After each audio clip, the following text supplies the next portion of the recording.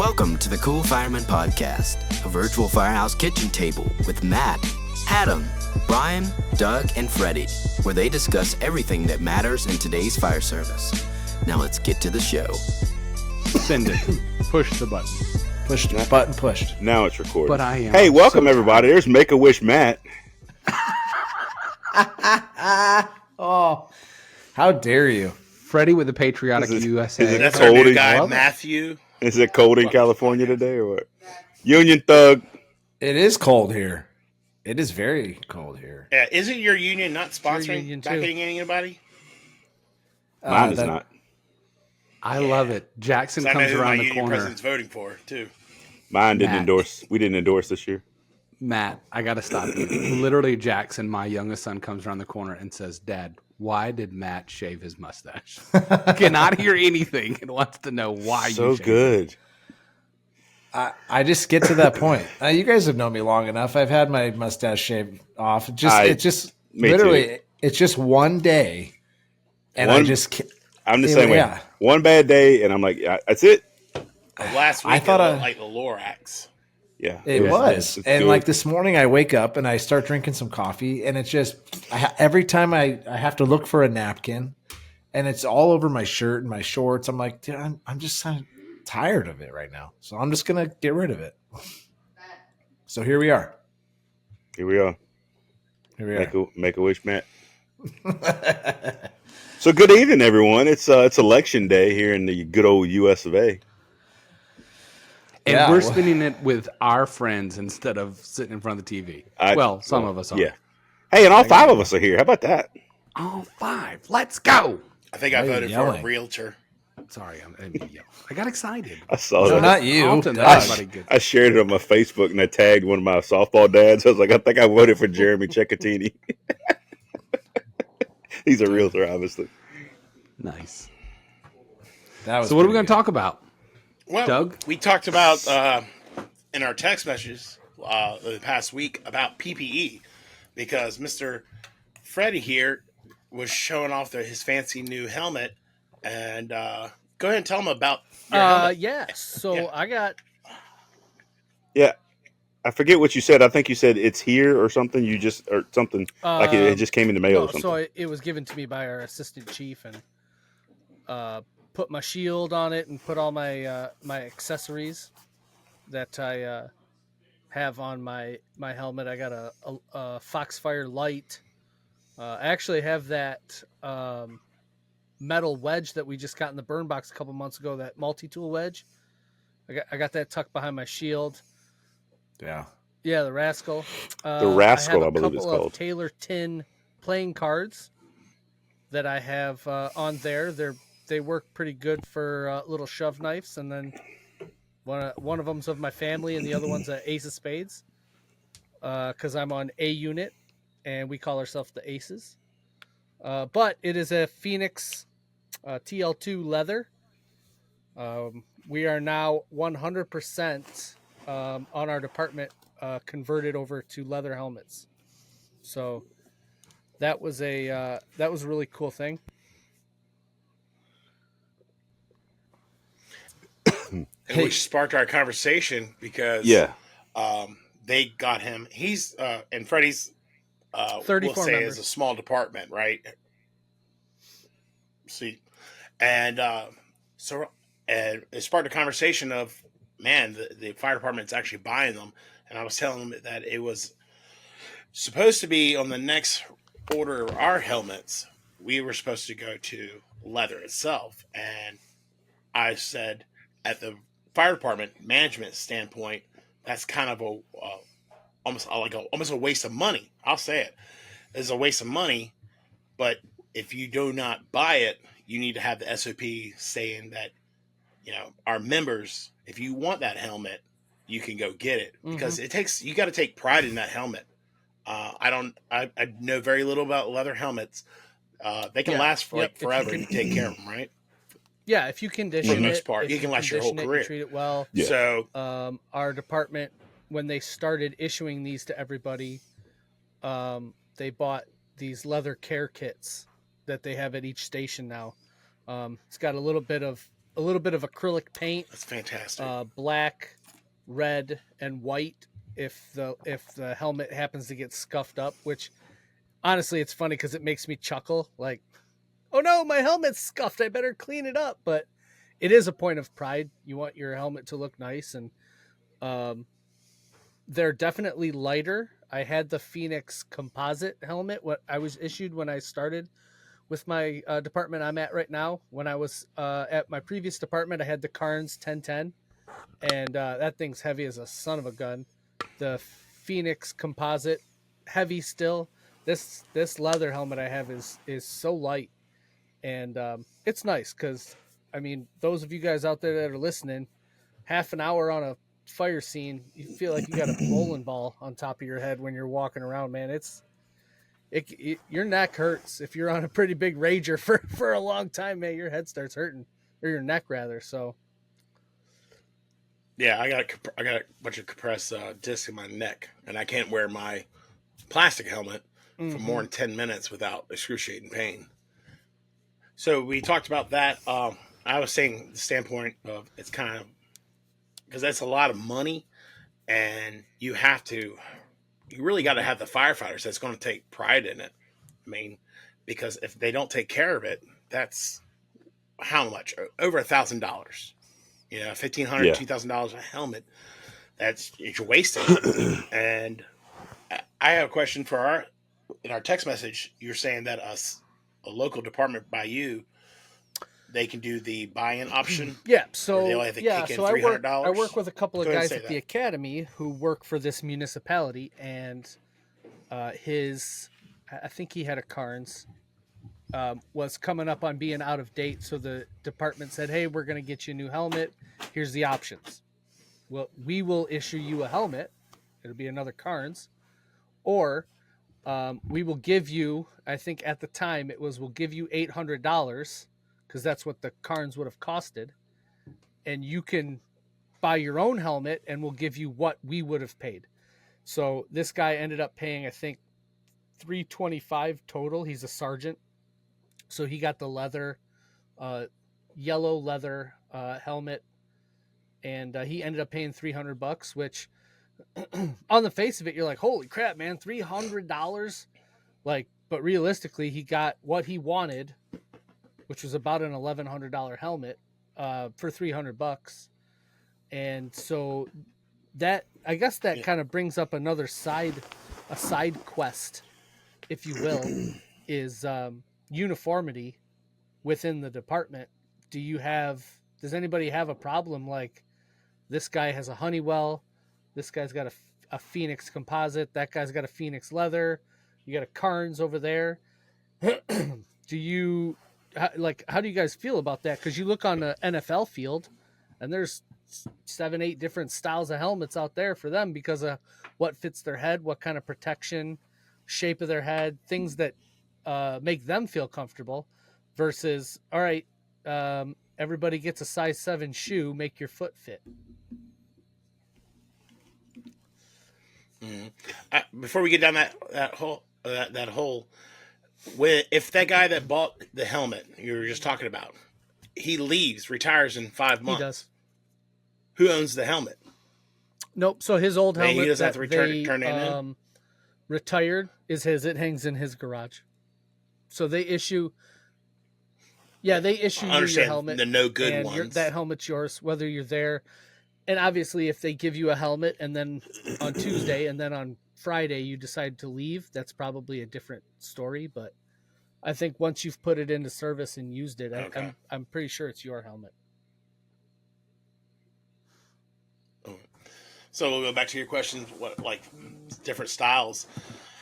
I think as long as they look similar to, you can't blatantly, that's a traditional helmet. That's a salad bowl. Nothing drastic. That's my take on that. I'm going to chime in. Go ahead. I was just gonna say, for a guy that has worked in the fire service, we that hasn't talked about going to leather or talked about leather at all? Like, what would you say? See, I always thought I did a rescue systems class a long time ago, and I remember there was a Indian reservation fire guy, and he had a leather helmet on, and it was heavy. It was like real heavy. I felt like it was heavier than my helmet that I had. I mean, I had the plastic like Phoenix. Mm-hmm. We had that turtle one, that you said, turtle shell one. But so like, what are the pros and cons? Is it all just like a traditional thing? Is it all just like a pride thing? Is it safer? Like, I mean, I feel like leather would the carcinogens and everything would penetrate it more and actually be more cancerous. No, I'm crazy. I'm just asking. I don't have any comments on it. That's what I'm. So I know the MSA plant that manufacture carns is for the entire country is very close to me, very, very close, like really close. Tour it, visit it, see it, put my hands on it, work in it quite a bit. And the way that the leather is crafted and the way that it's produced is really cool. But that's a question that I've never asked for or, asked that question before, but I know the processing of how they dip it makes it extremely, that leather is just, it's so hard that it can, accept that 2000 degree, that flash and still maintain that pressure. So I think that your plastics, and I don't know, that's a very valid question. And honestly, before you even said anything right then, Matt, my take on it was much like what do you think about red fire trucks? Like, who cares? Like, of the 400 plus fires I was on, I never saw somebody come up on a fire ground and be like, stop, your helmets don't match, right? Like, that was, to me, that's kind of a dumb thing. And in the volunteer fire service world, I see it all the time where, Department A is responding with Department B. In my tenure as a county volunteer fire department, where multiple departments were responding underneath multiple different standards and designs, and nobody cared. To me, it's like station boots. If it meets the standard, who cares? If you're comfortable and you're protected to meet a certain standard, what does it really matter? No one is walking around looking at your shoes. I understand it as long as the basic components of your bees look right. So going back to that, I'm kind of like with Adam, right? So traditionals are traditionals. Your concept of your shields, as long as there's nothing vulgar on it. I'm more interested in making sure that, when you take your helmet off and lay it down on the back of the truck on that fire ground, what does it have even on the underside of the stickers? Is there anything completely inappropriate that some little kid is going to see when they walk by? That's what I'm more concerned about as the chief officer, because that's what's more of a risk of someone making inappropriate thoughts or concepts about, or being snapped a picture of, and a complaint being filed about. And I get it. Don't get me wrong. We all have that kind of mindset and that demeanor and talk, but putting that out there for the whole world is different. So as long as it meets the standard, a kid could wear your helmet. Right. Go to the grocery store. All of a sudden, a kid wants to get on a fire truck. Right. So for me, I don't know that I have a concern about what they wear. I'm like Freddy when I don't want to put words in his mouth, but if I understood him, like if you pay the difference, okay, if that's what you want, as long as it similarly looks like what the department wears, no one on that fire ground is going to care. As long as there's uniformity across it, who cares? If you want to wear a composite traditional, then we go from there. I do want to go back to something Adam said. In the fire investigator world, a lot of our fire investigators are going away from traditional helmets because, we have to have that head protection when we're in processing a scene. And we've gone away from, when I say traditional helmets, I'm not just talking about traditional fire helmets. I'm talking turtle shells and everything else. And we've gone to USAR helmets because of just how lightweight they are, because we are wearing them for hours processing that scene. And the amount of head and neck injuries, I go to a chiropractor once a month because of the 400 plus fires I've been on, walking around for 8-10 hours during fire suppression and scene processing. I have head and neck injuries because of just the weight. So I carry 2 helmets on my truck every day, all day, every day. And you So, don't what do you think, need Doug? what the traditional helmet offers the firefighter because you don't have water splashing around. You know, Sure. you don't have to worry about going down the back of your neck with the brim and stuff. So And if I do, gets it's down not to hot. comfort. Messy. Right? If I do, it's not hot. So if I'm going in immediately post, yeah, it's just messy. And last time I checked, I didn't sign up to, walk around and stay clean when I'm doing a fire investigation. I'm going to get dirty and I'm going to process that scene dirty. And I have equipment, decon is just as real in investigation world. In fact, cancer in investigators is equally just as high. And in fact, the respiratory is because not only is it's not actively getting into your pores, but you have airborne particulates, especially if you're post 12 to 18 hours, because all of that carbon is now finer and it more of a particulate state because it's dried. So, Nerd alert. Nerd alert. Sorry, I went there. So, Doug, I cut you off. Go ahead. What do you think? You didn't cut me off, but I'll jump in. So we we issue Cairns. I don't know how to say it. Carnes. I think it's 1010s, maybe 1044s. Just a typical standard plastic helmet. With the Borks. it's got a fold down visor. It comes from the worst. inside, and it's just a round shield those that are the comes from. Borks. It's stored inside the helmet. It's not like a traditional Borks though, like to stick off the front and fold down like this. No, this is like a curved thing. Integrated Anyway, safety glasses. Integrated safety glasses. Yeah. Anyway, if you flip that bitch down and hit yourself in the nose, it's gonna hurt. Put it that way. And you have to wear that unless you can buy whatever you want. The county's not going to give you. My county's not going to give you any stipend for it. You can buy whatever you want as long as it gets approved by our department safety officer. So any non-issued helmet you buy, be it a Phoenix, a Cairns, Cairns, as you said, whatever. Cairns. Some old Paul Conway's, it has to go to our safety officer, and he has to put a sticker in it that says he checked it and approved that it's okay and it's certified or whatever. I got a Phoenix TL2. My wife got me one when I got off probation, so I've had it for 9 years now, and I love it. I took the ratchet mechanism out of it. It's just a little mod you can do for you guys that don't need that, because you can adjust the headband in it. You don't have to have the ratchet. You can adjust the headband to fit your head. I love it. I have the brim. It's flat. I don't. It's not a bend. I guess they call it the Boston, whatever. It's just flat in the back. But it's just a simple Phoenix TL2. And when I got mine, it was $495 from a guy local here in Richmond. Yeah, that's. And I think Phoenixes now are like up to $1,200 or some shit like that. And I can't imagine what the MSAs are. What is it? Carnes. I can't imagine. Tell you what I got. I can't imagine what the New Yorkers and the Sam Houstons are now. Like, I feel like they're probably $1,500-$1,600 now. So, did anybody else have their department allows them to buy any other PPE? We can do station boots as long as they meet the department standard, and you can get up to what we stipend for that. So either we can get the station issued one or the stipend if we have a valid reason. So like a doctor's note, like I said, I have head, neck, and lower back. I fell on my back with my air pack. And so I need something with a little bit different support for the sciatic. I have a pinch or a bulge disc in my lower back where I fell on that air pack. And so my chiropractor recommends a certain type of boot, and basically the ones that they get, the cheap $129 bulk rate one, ain't cutting it.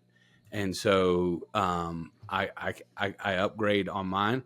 It's almost more like a sneaker. It's a Reebok, looks like a pair of old man shoes, dad New Balances, but it does help a lot because it's got safety toe, the steel shank. But the plus side is when I'm on a job site like today on a construction site in a warehouse for hours doing fire alarm and sprinkler inspections on that hard concrete floor, walking around for 5-6 hours, it's a lot better than that station boot, like on a bay floor. So it helps a lot. Yeah, that concrete is a beast, man. Anybody else buy their own gear? As far as footwear goes, we have a list of approved vendors. Red Wing is our biggest one. We also have a place Heroes Apparel, I think it is, in Richmond. You can get some hikes. You can get some Warrington Pros. There's I don't know, 8 or 10 different pairs that we approve. Anything other than that, same thing. Just has to go through the approval process. We've got one guy, Brian, who wears a Reebok. I think it's a Reebok. It's a black tennis shoe style, but it's got a safety toe. It meets all the requirements that we need, so he's allowed to wear them. Other than that, if it's not a work glove, like an extrication glove or something that has to get approved, it's typically pretty standard for us, man. We have like 2 different pair of structural gloves that you can order, and it all comes to warehouse. And everybody's Nomex hood is pretty much the same. You've got a few that are different that we've changed hoods over the years, obviously, and some of the people who did some testing on them, I think they kept some of theirs and they let them keep them. That's not a big deal. But other than that, like we're pretty standard with all of our stuff. Like I said, other than extrication gloves, and those are pretty particular, and those are a case by case basis.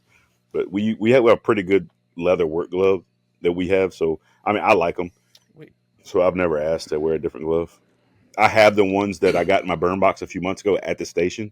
If the safety officer comes by, which isn't very often, we don't see him off unless somebody's evac testing, I'm going to ask him about them. But other than that, no, so we're pretty status quo. We can buy. We have to buy our own duty shoes, as long as they're smooth toed and steel toes or composite. That's it. And we buy that. And we just got it in our CBA that we negotiated this last year. I think it's like they give us an extra $100 now, so they actually give us money for it. But anything else, it's supposed to be, if it's not an issue, you're not allowed to wear it. But what do people do? There's people with leather helmets out there. There's people with their own flash hoods, own firefighter gloves. Extrication gloves is not that big of a deal for if you have personally like some from the burn box. They issued the leather cowhide ones for like working around the station, packing hose. They don't care if you're wearing, as long as you're wearing gloves, they're happy if you do like packing hose and stuff. We used to issue these really nice rubber gloves for hose packing and stuff, and we don't anymore. But we waste so many leather gloves getting them soaking wet, and people either tuck them away and don't let them dry properly, or when they're wet they want to rip. Like they just don't take care of them. Like if we issued those orange rubber gloves again just for hose packing, we'd go through a lot less work gloves. Yeah. So, but yeah, we have people that still buy leather helmets and stuff like that, but we have people with leather suspenders, and I tell them, everybody, being especially when I was a union official, I was like, you can go ahead and wear that, as in you're taking that risk, because I know how the fire chief thinks. Doesn't care if you lose your leg on something, like somebody drives by and clips off your leg. That helmet's leather. You weren't wearing the proper PPE. Yeah, risk management might eat that shit up. Like they're looking for a reason to deny you to start. Especially with the federal government, they're looking for a way to keep their money in their pocket. Yeah. So I'm like, I personally have no problem with you wearing a leather helmet. I know it's safe as long as you're taking care of it and properly inspecting it. But if you get hurt on the job, they see that you're on your own. That's a really good point, Adam. Like that's a really good point, because like in my department, we have a lot of young guys coming up and who have got great ideas. And they're saying, hey, this is what these guys are wearing. We've researched this. I was just at a training class, and these guys had these, and so I got some. And yeah, I mean, it's funny because you brought up a whole lot of things, right? Like Brian brought up station boots, you brought up the suspenders, the helmet. Like, so we all have plastic helmets. So I can't imagine if one person came to work tomorrow and had a leather helmet, that it would be okay, right? It's not going to fly with us. I know that that's not our culture, but like what Doug's saying, I mean, I got a pair of burn box gloves for utility gloves, and I could use those. It'd be fine. But you bring up a really good point. Like if I were to hurt myself doing whatever, I'm lifting a halyard on the ladder and slips, and they're like, what are those gloves? Burn box. I mean, you know what I mean? And not to put anything against by trying to bring like good stuff to work, but it's like it might be an issue if you get hurt. And that's such a really good point. One thing I was going to bring up, I don't know if the conversation about this was coming to an end, but what's your guys' thoughts on like modifying your turnouts? So for like an example of putting a zipper on the bottom of your bunker pants, or putting your name in so that it's not fluorescent, but highlighted. What's the word I'm looking for? Bioluminescent. Bioluminescent, yeah, reflective. Glow in like the dark. things like that. Or some of our guys have put some pockets on the outside of our, for a knife or for whatever. If it doesn't come from the manufacturer, that's a problem, because I think it goes back to if there is any type of workers' comp, or heaven forbid, go back to what Chief Hayes and I and all the other folks that were down in Leland were discussing. If there's a line of duty death and they go to inspect it, it may, just for any reason, kick out any line of duty death benefits. So folks need to know that regardless of what their organization says is acceptable, you don't need to do it just for that reason alone. Yeah. If you're that passionate about it, spec your gear and have the manufacturer put it in. Any modifications to our bunker gear, any at all, even resewing Velcro, has to go through our approved sewing shop at one of our fire stations. You got to submit a work order for it. They and they only are allowed to do it because of that reason, Brian. Isn't it like now they sell these amazing little organizers and shit that go in your pants pockets and all that. If you want to carry all that razzy jazzy shit, I don't. I travel pretty light. I carry a few things, but like if I had to add shit to my bunkers to carry stuff, I'm carrying too much stuff. Yeah, personally. Amen. And the pocket organizer doesn't void the warranty, but as soon as you start messing around with zippers and compartments and the structural integrity of that gear, you're voiding the warranty. Yeah. I've never heard zippers on the legs, like a pair of coveralls, like on the side. Mm-hmm. Yeah, I don't have it personally. I know a couple guys have installed them. It's a big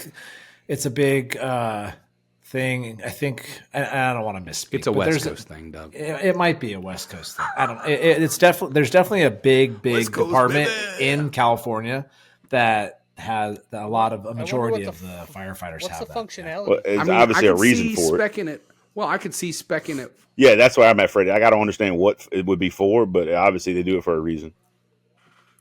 Yeah, Flare for but like Brian said, just spec that into your gear. Like when you guys do a new gear order, hey man, we want to have this added to the, so it's factory made. Yeah, I was always told, like, even the department lettering on the back, that if the letter comes off of it and it has holes in it now, that it misses your integrity of your gear, that you need to go get it inspected. So I'd be leery to do anything. It's totally different conversation. Anybody in here, we have our gear inspected by our department PPE officer twice a year. Mm-hmm. Anybody else do that? Matt, do you contract it out? There that goes. Shots fired. We actually sideline. I was asking a question. I'll fly out. Turnout gear management, turnout gear services, something like that. So I think it's every 6 months. We now all have a backup set of fire gear. The state of Michigan worked with the MPFFU, the legislature, and got a $15 million grant. $15 million grant. Don't you cuss at me, Freddie. I heard that. Departments, full-time departments could apply for to specifically get a second set of gear for guys. So we were awarded a certain, I think we were close to 100 grand, and that got us everybody who didn't have a second set of gear.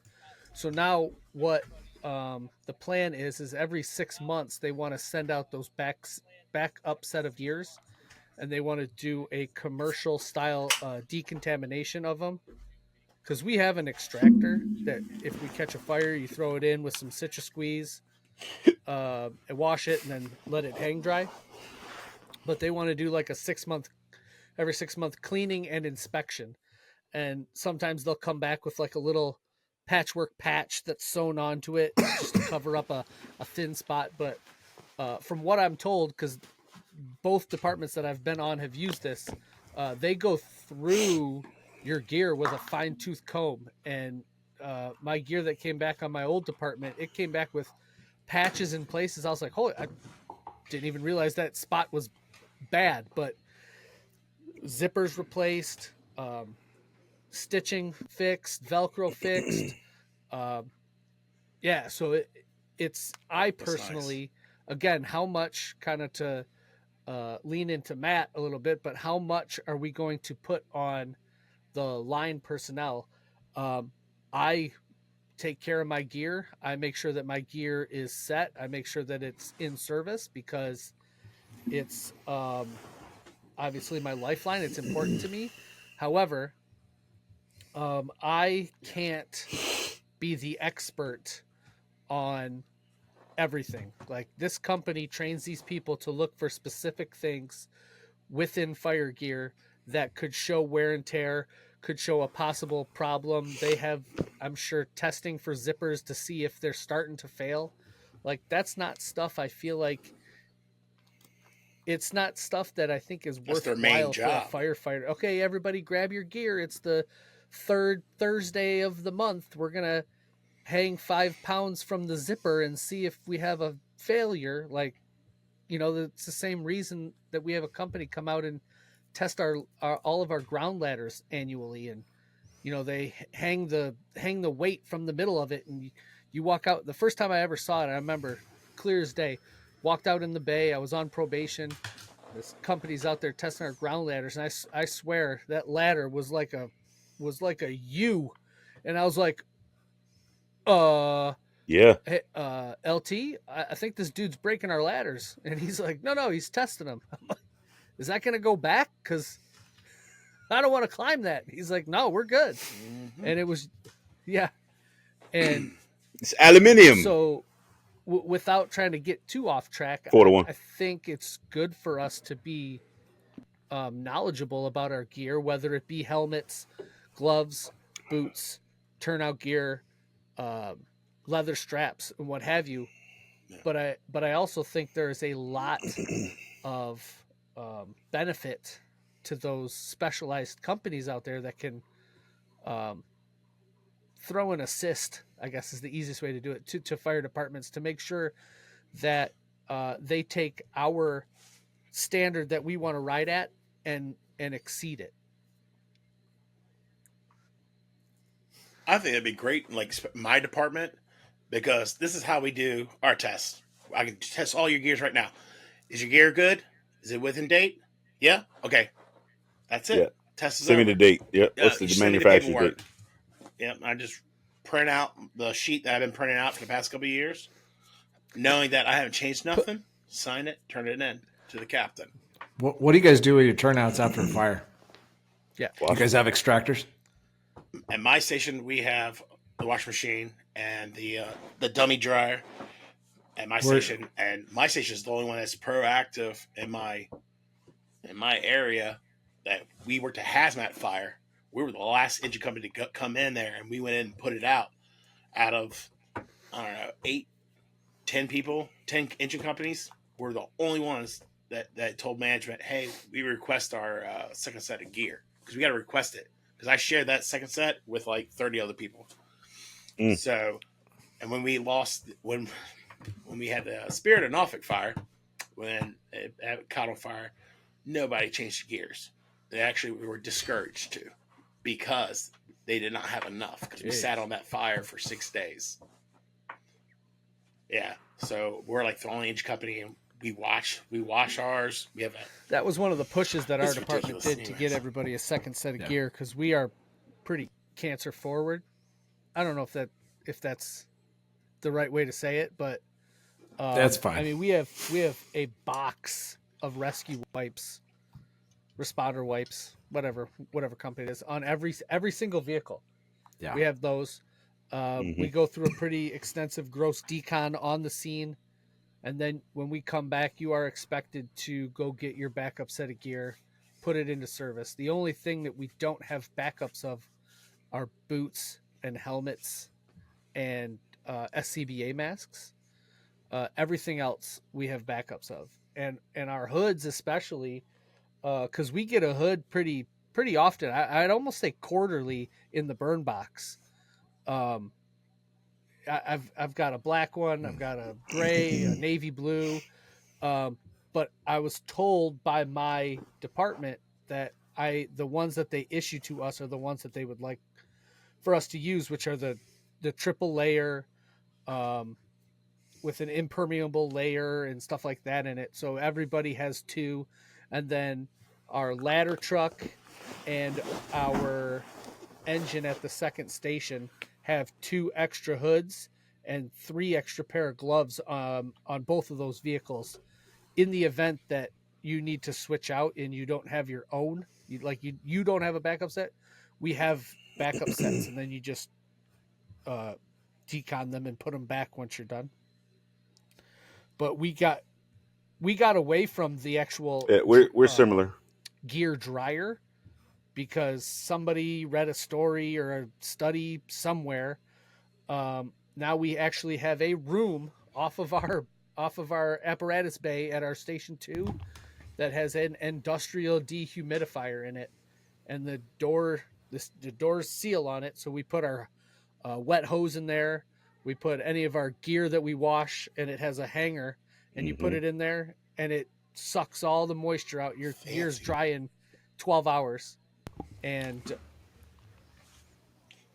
I heard it's something like with what's the that? heat. It's breaking down. It's breaking down the fibers. Yeah. It helps break down the gear. Because our gear is only supposed to be exposed to heat. It has a lifetime, or it has a threshold, and if you're constantly putting it in heat and stressing those fibers out, I think they have and this is all obviously technology and information that I'm not an expert on at all, but from what I remember hearing, the reason that they are getting away from these heaters is because those fibers do have a shelf life at a certain temperature, and those dryers I know I've taken my gear out of those gear dryers, and the little buttons on there, man, they are like molten lava, man. You grab it and you're like, oh, smoking hot, son of a gun. Yeah, we're very similar. After a job, in the last 5 years, we've gone forward in the whole decon stuff. Like you said, Freddie, we'll do the forced air decon when we come out of the structure. After we finish working, we'll do a gross decon. Then we'll bag our stuff up in a clear plastic bag. We have every fire suppression unit has a 5-gallon bucket on it that's got white clear trash bags, soap, wipes you just talked about, and a brush, like a car wash brush. We'll put everything in a white bag or a clear bag, store it outside, or tie it up in a knot, store it outside of the cab on the way back to the house. And then change your gear out when you get back. Obviously shower, then decon your equipment and everything. We come first. When you get back, you shower and then decon your stuff. Try to get that stuff off of you as soon as you can. And then we'll put it in a gear washer mat, and we hang dry. At my station anyway. We do have I take that back. Old Station 5 had one, I know. But it had, I don't know when the last time, a dryer. I don't know when the last time. I think everybody hang dries now. Or they have, like you said, those PVC dummies to kind of that circulate air through, but we don't like heat dry anymore. But we do have gear extractor washers, and we use Versatile with ours to wash. I'll give you guys and like Freddie, we have 2 full sets, two Nomexes, 2 sets of fire gloves, 2 bunker coats, 2 bunker pants. Some guys have 2 pair of boots, some don't. I'll give you guys one guess as to what we do.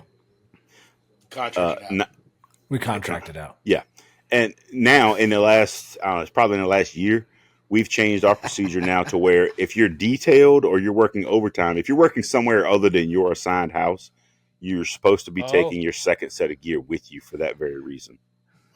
Wow. So it's just more crap to carry with you when you go. But I mean, it gives you a clean, dry set if you need it. If you have to wash your stuff. I was going to say, it makes sense with the amount of square miles that you cover. Right.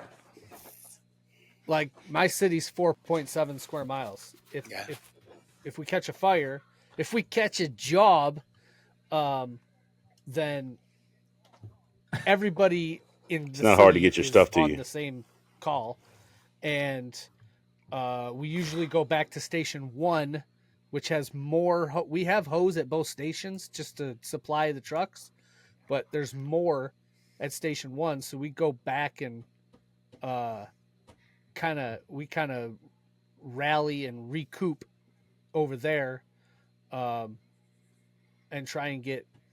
That's where all the extra gear is stored. Is at station 1 in the basement. Oh,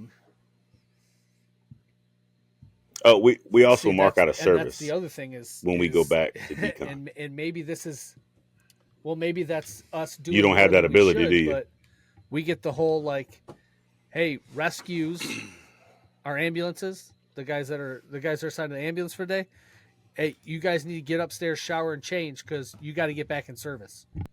Because if we catch a medical, we can't just be calling mutual aids all day. Like, so it's you usually got the engine guys, Yeah. both engine crews and the ladder crew, which is 6 people roughly, that are down there starting to roll out hose, get it scrubbed, get stuff going, and then as you filter down, from getting showered, we kind of.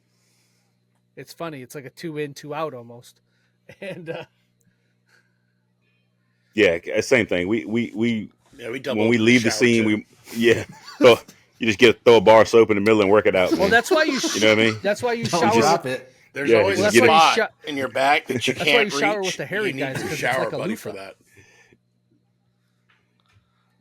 Yeah, you just throw the There, bar of soap in the middle I and work clipped it that out. for you. I didn't think about We, that. That's good. We mark out a service when we leave the scene, and once we get personally decon, get a shower and get changed, we mark back in service while we're cleaning hose or changing hose or whatever has to happen. Oh, there you go. Hey, But since like you said, Fred, you guys are what 4.5 square miles? You said something like that. Like we've got our 2 farthest stations. Shit, I don't know, Right. So 20, if you catch 25 miles if you catch probably a call, apart. So I mean, I don't want to put that wet gas gear back on. You know what I mean? well, you Or should. stinking. Let's if be it's serious. if I, Let's yeah, I talk. don't want to do it. Let's talk about it. You're opening up. Yeah, those no, right. pores I when you're agree, sweating yeah. and stuff like that, and you're putting on that gear that's saturated. You're doing Yeah. yourself no favors. Yeah. Yeah. No, not at all. well, since we're talking about this, you guys do the clean cab concept in your engines now too, where you guys have all your turnouts always outside No. of the cab. Only when we're coming back from a fire if we put it in the bag. And if it's in a bag tied up in a knot, sometimes we'll leave it in the cab. It just depends on how much room you got. I mean, we all know we try to shove 10 pounds of shit in a 5-pound bag. So Yeah. space on the outside in the compartments is limited. So, Yeah. No. as long as we can contain it in that bag and it's not off gassing in the cab, Usually that's what throw we're it all trying in to the do. hose That's bed. all. Yeah. And I mean, In the hose bed, yeah. I would love to do that, but it's an untied item. I get it. But All right, Doug, I got a question. It's just I know what the answer is, but you put your gear up because you haven't washed it. What about your SCBA? Where's that at? it's in the holder in the It's cab. against your back. It's against my back. Yep. Yeah. It's fine. I'm with you. Oh yeah, because in my department, like they worry about everything's clean. I was like, I can smell the fire that you had yesterday. 3 days later. Yeah, you didn't clean the SCBA No. at all. Even if you did, like it still stinks. And a lot of people do forget. Let's be serious. About the Is there? SCBA. Is there? Yes. And They it worry about might. the You might not gear feel and it the now. truck and I the don't know. hose. Brian might answer differently, but I know for me, if I walk in, like my next work day is Saturday. If I walk in, let's say on Saturday morning, and they had a fire on Friday, and you walk in, you're like, no, I missed it. Like, you're like, oh, You smell it. Damn it. and let's cut all those guys off that are going to talk about this clip that we're going to make and put it on social media. Yes, we do have an inherently dangerous job. We understand that. But there is also research and being progressive about, staying cancer forward, as Freddy would say. And it's smart. It is. I mean, there's no all of reason our to be ignorant about it, you know? Yeah. And our new engines, our SCBAs are outside the cab. They have their own spot. You can be as macho as you want. When your ass is on hospice, that macho-ness goes away. Yeah, sure will. You're not a tough guy when you're on hospice, bro. Stop. Yeah. As a man who's been extremely touched by cancer in my family, fuck you. All right. I don't want cancer. I don't want cancer, bro. Respectfully. Right. Well, and this is a hypothetical comment that's going to be made, but we've already gotten that comment before. So, well, you know, not regarding cancer, but I don't mind. I don't mind the smoke. Bring it. I know. Well, and I think that is the conversation piece. So, if you are going to go to a fire and be exposed, and if the end goal, and I'm not saying I'm for or against this, I'm just saying it for the sake of conversation. If you're going to be exposed and there's a certain amount, obviously you can decrease the exposure. What is the harm or what is the risk in keeping those things inside if it saves time? Right? So you pull up on that scene and mama's yelling, my baby's inside, and the SCBA's in the cab, and you could have saved time. That's the argument that the people are making, because they say there's already an exposure, right? Because you're going to go in there and you're going to get exposed. So you won't be able to go back and say it was the air pack in the cab that gave me cancer. Yeah, let me clarify. I am totally anti-clean cab. That's not what I was referencing. I was referencing in the decon stuff. I am absolutely anti-clean cab. I need to be able to get out of that rig and go to work ASAP. Because like you just said, I don't want to live on my conscience of my baby's hanging out of that window. Hold on a minute, ma'am. I got to get my things. Bro, I couldn't live with myself. Couldn't do it. That's a great discussion. This is a great discussion. That's for another day. And for another day. Absolutely. But at least it starts the conversation. Yes, I don't want anybody to misinterpret what I said earlier, but I am not too late against, not for clean cabs. I'm not with it. It was kind of like last week's conversation about pre-plans, you know, and I don't want to get that started again, but just in general, when those clips came out, it was like, you need to go and watch the whole show. Yes. We had a conversation and it was kind of like this. It's like, nobody's saying, you know, in this conversation. Perfect timing. We're in elections today. Up until today, we've had all these goddamn snippets that have been given to you with no context. Right. So unless you know the context, you don't understand. I'm so glad I don't have to watch another goddamn ad for a while. No. For at least another 3.5 years, right? And now it's time to pull them signs out of everybody's yard, put them up and shoot the target practice. Will start and just running for midterm elections soon.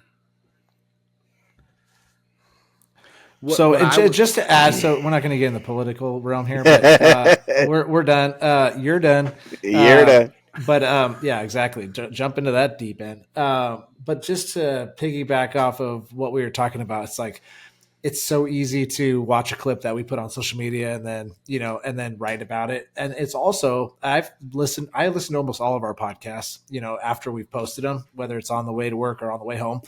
And I'm yelling at myself and I'm like, I want to add this. And there's other things that I think about after I've listened to our conversation that I'm like, man, why didn't I bring this up? And, specifically, obviously last episode, what was it, 80?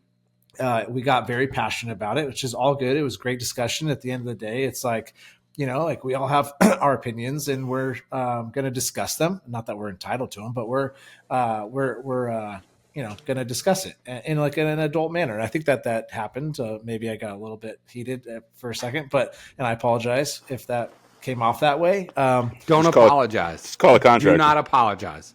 But do not. Yeah. But one thing that I did say I brought up was, the culture thing. And after I had said it and we had stopped recording, I was like, man, maybe that wasn't the right way to go with it. But after listening to the whole podcast over, I thought to myself, like, that just is our culture, right? It's not in our culture to have tactics and strategies on our pre-plans. And you were like, wow, that's really crazy because I wouldn't think of it any other way. And so just to bring this full circle back to social media clips, if you read all the comments that people were commenting on it, it goes both ways. there's probably, I didn't count them, Yes. but 50% of the people said, yes, I think that tactics and strategies are important to be on there. And some people said, no, hell no, that you shouldn't have to be able to read tactics and strategies. You should just know what to do on specific structures. And that was my stance. And I don't know if that was clearly, and again, articulated. And I listened to the podcast over and again, I was wanting to interject more about it. And that's just the way it goes. We hit record and this is what we got, right? And we're having this table talk conversation. It's great. But at the context, end of the day, at the end of the day, we're starting the conversation and people can say or think or do whatever they want to do. But it's all good. It's all good. I loved it, and I think it speaks to it. And I was the exact same way. I wish I could have gone back and given a little more clarity, but at the same time, it created the conversation, and that's what it was. That's what it was all about. And I think that's where I was going to go back and say is, it goes back to the engineering. If nothing else, it goes back to we do an inherently dangerous job. You said right? do. We do. Was. My guys at work will know what I mean when I say that. But cancer is real in the fire service. But what we can be passionate about and what we can advocate for is a change in the engineering of the products in our home. That we can all get behind. Let's produce stuff that's less cancer causing when it burns. I think that's one of the things that everybody from the top of the brass all the way down to below can advocate for, that can go in the halls of legislative bodies and say, this is killing our citizens, it's killing our firefighters, and all for what? For cheaper produced products, right? And so fires are still going to occur. And I don't care whether you're progressive, regressive, proactive or reactive, everybody can advocate for something like that. And that's the conversation that we need to have. Because whether you agree to put the air packs in the cab or out of the cab, fires are still going to occur. People are still going to need to be saved. And I don't care how safe you want to make it, it's still going to happen for decades, for generations of firefighters beyond us, well beyond that truck's life of service. And I think it goes the same thing into pre-incident planning. Whether you know about that one building or you've got a house built in the 1800s or one built in 2024, they're still going to be in your first due. And so just like last week's, creating a conversation about how you fight fire in your district is why the Cool Fireman Podcast exists, and making it fit in your district is what it's all about. So that's why I said, don't apologize for being passionate about it, because we've got to make it fit. Just like that glove that's wet in your pocket, like Doug was saying, get it out, remold it. I thought you were going OJ. Or were you? If it doesn't fit, you must have quit. I thought you were going OJ. No, I'm just saying, don't let it get wet and hard in your pocket. Get it out, dry it, mold it to what makes it work for you, and let's make this thing work. It's the same reason why I rushed home tonight, because I value this conversation with 5 of my best friends from around, or 4 of my best friends from around the country. I take stuff from you guys and learn so much. Y'all quit with the hand hearts. Oh, Freddy! Look at this. Freddie got a good one. So, yeah. But I appreciate it, and don't apologize, because I think it's the whole reason why we're here. So, no, and don't think I'm apologizing for the context that came out of my mouth. Just I'm apologizing for maybe how it came out. That's it. I loved it. Good. I love it. And for the guy that said maybe my engineer just needs to know where he's going, suck it. Real good stuff tonight, guys. This has been a good talk tonight. Good talk. Good talk. Oh, this just saying Kanye West took Virginia, baby. Kanye West. Kanye 2024. Dang. Let's go do a watch party. Oh God, for no. The press. I'll go on live. I don't care. I got to go to my physical tomorrow, but whatever. Hey, before we end this, we're doing a quick moment of silence. Yes, definitely do at the end of this podcast, just because we just talked about cancer. That's what I was trying to get back to. So yes, no doubt. Quick moment of silence for all our brothers and sisters.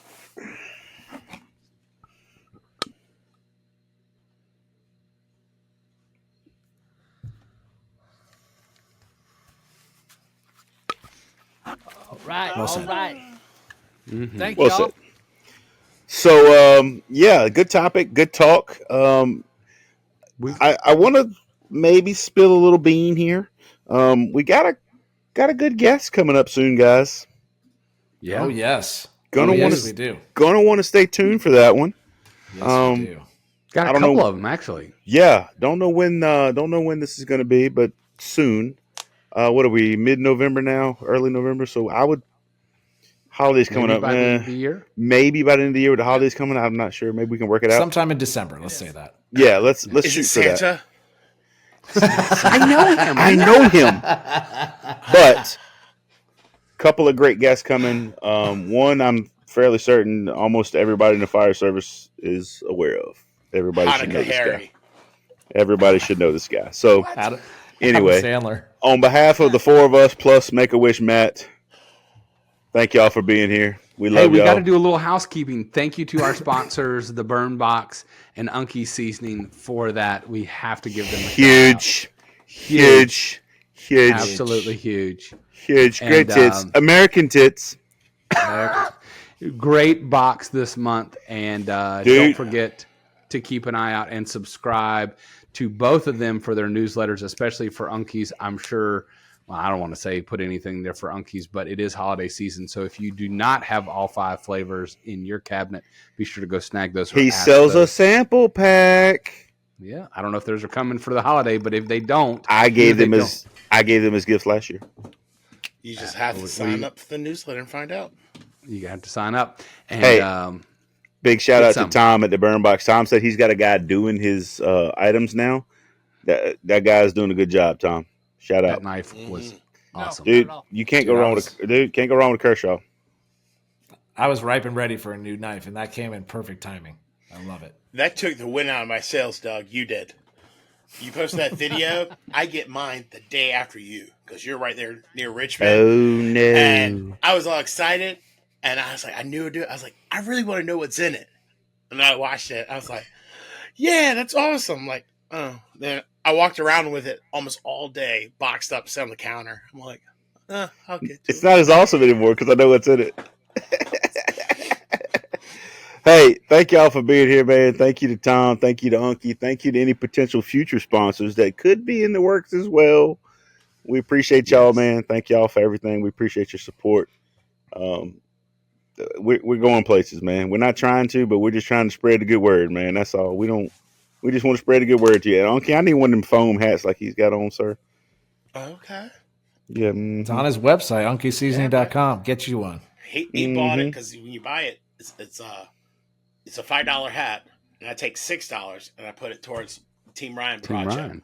Well, I'll go order one. I don't even want you to give it to me. I'll go order one. Yeah, thank you. Thank you. Sold.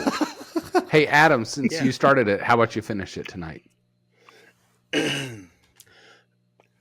Roll it, Gigi. Roll it, Gigi. Before you leave, hit that subscribe button, turn on notifications, and give these firemen a huge thumbs up. Also, make sure you check out the coolfireman.com for more. Thanks!